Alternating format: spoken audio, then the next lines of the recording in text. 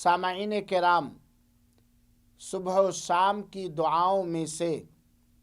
ایک عظیم ترین دعا جسے ہمیں فجر کے بعد اور عصر کے بعد پڑھنا چاہیے، لے کر حاضر خدمت ہوں۔ سنن ابی داؤد کی روایت ہے کہ اللہ کے رسول اکرم صلی اللہ علیہ وسلم فجر کے بعد صبح میں اور عصر کے بعد شام میں اس دعا کو پابندی کے ساتھ پڑھا کرتے تھے، اور اس دعا کے الفاظ یہ ہیں: اللہم انی اصبحت اشہدک و اشہد حملۃ عرشک و ملائکتک و جمیع خلقک بأنک انت اللہ لا الہ الا انت وحدک لا شریک لک وان محمدا عبدک و رسولک۔ اس دعا کا سادہ سا ترجمہ یہ ہے: اے اللہ، میں نے صبح کیا اور میں اس بات کی گواہی دیتا ہوں،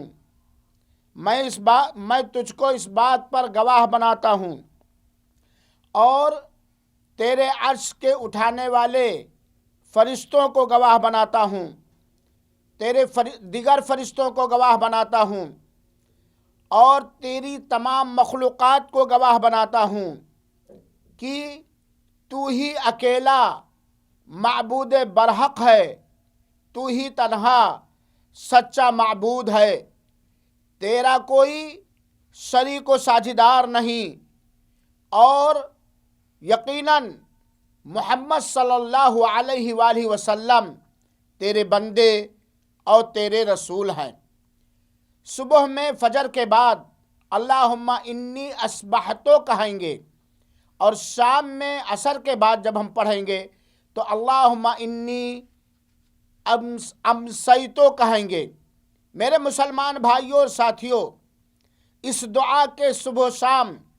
پڑھنے کی فضیلت اور فائدہ یہ ہے کہ اللہ کے رسول اکرم صلی اللہ علیہ وآلہ وسلم نے فرمایا کہ اگر کوئی شخص اس دعا کو صبح میں یا شام میں پڑھ لے تو انشاءاللہ العزیز اللہ تعالی اسے جہنم کی آگ سے آزادی دے دے گا۔ لہذا ہم اس دعا کو صبح میں بھی پڑھیں اور شام میں بھی پڑھیں۔ اللہ تعالیٰ سے دعا ہے کہ رب العالمین ہمیں اس دعا کے پڑھنے کی توفیق عطا فرمائے اور ہم سب کی گردنوں کو جہنم کی دہکتی ہوئی آگ سے آزاد فرمائے۔ آمین۔ والسلام علیکم ورحمۃ اللہ وبرکاتہ۔